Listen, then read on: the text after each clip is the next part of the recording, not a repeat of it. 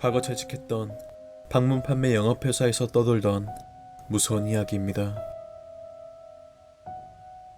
기본적으로 그 회사는 5명이 하나의 그룹을 이뤄 조장이 차를 몰고 해당 지역에 사원들을 데려가는 구조입니다.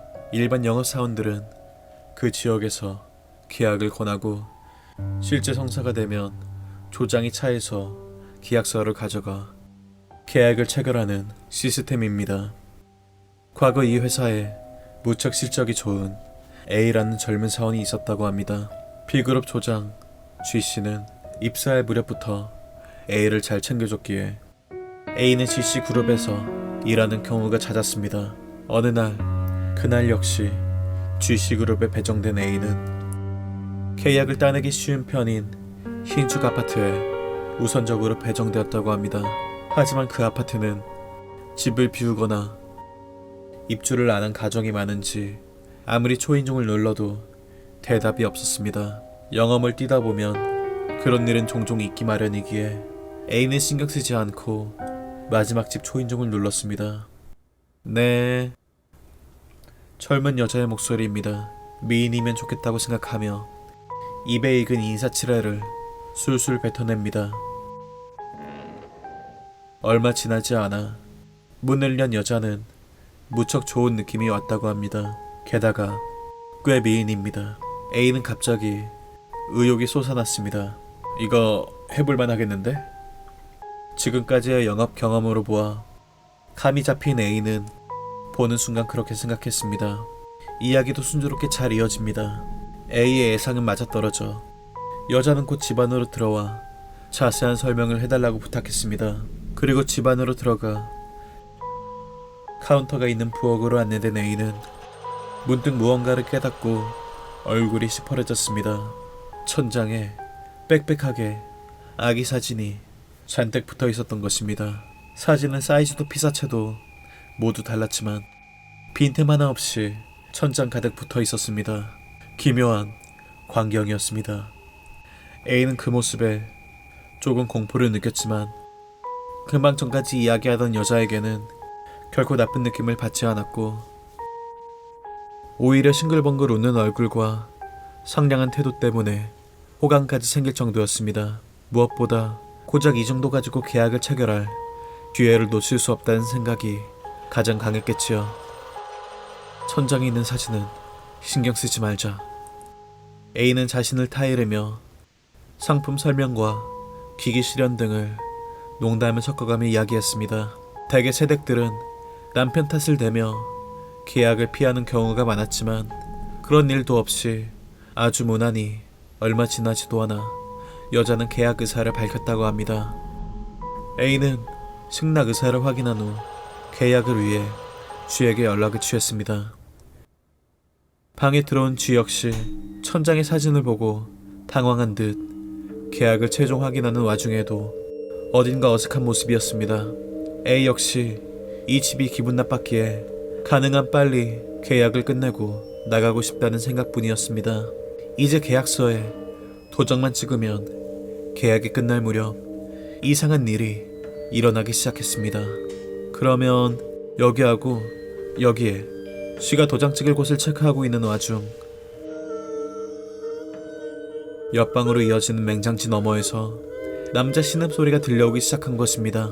그 목소리는 낮은 남자 목소리로 무심코 등골이 어색해질 정도로 몹시 괴로워하면서 동시에 누군가를 원망하는 것처럼 들렸습니다. 아무리 계약이 중요하다지만 A도 G도 깜짝 놀라 서로를 바라본 후 여자의 얼굴로 시선을 향했습니다. 금방 전까지 사람 좋은 미소를 띄우고 있던 여자는 소름 끼칠 만큼 무표정하게 A를 바라보고 있었습니다. A는 공포를 사귀기 위해 뭐라도 말하려다 여자의 이상한 분위기에 압도되어 말을 삼켰습니다. 마음 깊은 곳에서 눈앞의 여자가 기분 나쁘다고 소리치고 있었습니다. 분명 본능적인 이유에서였겠지요. 그리고 그건 G 역시 마찬가지라 두 사람은 마치 가위에라도 눌린 것처럼 여자를 그저 바라보고 있었습니다. 그 사이에도 신음소리는 멈추지 않고 오히려 점점 소리가 커지는 것처럼 느껴졌습니다. 갑자기 여자가 이라고 할지 애매한 소리를 흘렸습니다. 아마 웃음소리였을 거라 생각하지만 알 수 없는 일입니다.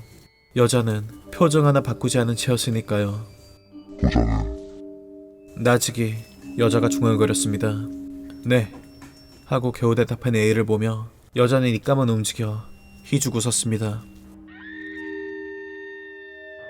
여자가 마치 잡아들인 테이프 같은 소리를 뱉어낸과 동시에 맹장지 너머에서 들려오던 신음소리가 하고 큰 외침으로 변했습니다. 뭐지 이 자식들? 역시 제정신이 아닌 놈들인가? A가 패닉에 빠질 무렵 더욱 불가사의한 일이 일어났습니다. 여자의 머리가 눈으로 쫓을 수 없을 정도의 속도로 좌우로 마구 움직이기 시작한 것입니다. 너무 속도가 빨라 머리가 흔들리는 것처럼 보일 정도였습니다. 여자는 날카로운 소리로 웃기 시작했습니다. 여자 얼굴은 변함없이 A를 곧바로 바라보고 있습니다. A는 공포 때문에 울 것만 같았습니다. 방 한켠편에서 들려오는 남자의 외침과 여자의 날카로운 웃음소리. 야, 돌아가자. 쥐에 떨리는 목소리를 듣고서야 A는 짐을 긁어모아 필사적으로 현관까지 내달렸습니다. 여자가 쫓아오는 기척은 없었습니다. 현관을 나오는 순간 무심코 뒤를 돌아보고 A는 후회하고 말았습니다. 열려있는 문 너머 거실이 보였기 때문입니다. 거기에는 정자하고 있는 여자가 자신을 보고 있었고 맹장지가 조금씩 열리고 있었으니까요. 흐릿하게 보이는 어두운 저 너머의 광경을 상상하자 소름이 끼쳤습니다. A와 G는 필사적으로 도망쳐 차로 돌아온 후 서둘러 그곳을 떠났습니다. 하지만 다음날 A는 그 집에 계약도 안 맺고 상품을 두고 왔다는 걸 깨달았습니다. 다시 그 집을 찾아가는 건 무서웠지만 그렇다고 그대로 버려놓을 수도 없는 일입니다. 결국 A는 G에게 부탁해 다시 그 아파트로 향했습니다. 주저하면서도 인터폰을 누르려던 A였지만 이상한 걸 깨닫고 말았습니다. G씨, 이건 A가 가리킨 건 현관 옆에 설치된 가스미터기에 달린 꼬리표였습니다. 그건 원래 그 집에 입주자가 없는 경우에만 붙어있는 것입니다. 깜짝 놀란 두 사람은 전기 계량기를 확인했습니다. 전혀 움직이질 않습니다. 이거 거짓말이지? 쥐가 중얼거렸습니다. 몇 번이고 인터폰을 눌러봐도 반응은 없었습니다. 어쩔 수 없이 두 사람 관리회사에 연락을 해 사정을 털어놓았습니다. 몇십 분 후 도착한 관리회사 사람은 쥐의 이야기를 듣고 고개를 갸웃거리면서도 기세에 밀린 것인지 확인만 해드린 거예요. 라며 문을 열었습니다. 믿고 싶지 않았지만 그 방에는 아무도 살고 있지 않았습니다. 어제 봤던 풍경은 어디에도 없었습니다. 하지만 딱 하나, 거실에 조용히 놓여져 있는 상품만이 어제의 사건이 현실이라는 것을 알려주고 있을 뿐이었습니다. 그 사건 이후 영업 자체를 두려워하게 된 A는 회사에도 출근하지 않고 방에 갇혀 살게 되었다고 합니다. 하지만 A씨였던 A가 빠지고 나니 매출에도 타격이 커서 결국 회사 상사들까지 동원되어 그를 설득했습니다. 결국 A는 그 아파트 근처로는 영업 나가지 않는다는 조건을 걸고 한 달 만에 복직했습니다. 그렇지만 아무래도 그는 거기서 만날 무언가에게 이미 홀려 있었던 것 같습니다. A가 돌아오고 일주일 정도 지난 어느 날 G는 A를 어느 아파트에 데려다 줬습니다. 아무런 특색도 없는 보통 아파트였습니다. 이전에 다른 사람들도 몇 번 영업을 한 적이 있는 곳이고 A 자신도 방문한 적이 있는 곳이었습니다. 그리고 수십 분이 지난 후 G에게 전화가 왔습니다. A의 전화입니다. 벌써 계약을 따낸 건가? 역시 대단하네. A 녀석.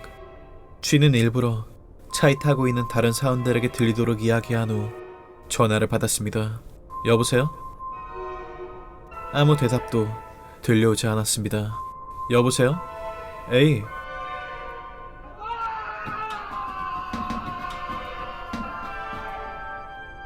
수십 초 후 A의 비명과 소란스러운 소리가 들려왔습니다. 이상한 목소리도 들려옵니다. 에이, 왜 그래? 무슨 일이야? 보통의 일이 아니라고 느낀 쥐는 A가 있는 곳으로 차를 돌리며 물었습니다. 쥐씨, 저 이제 그만둬야겠어요. 울면서 A가 말했습니다. 에이, 무슨 일이야? 왜 그래? 쥐는 가능한 한 냉정하게 물었습니다. 그 녀석이 또 나왔어요.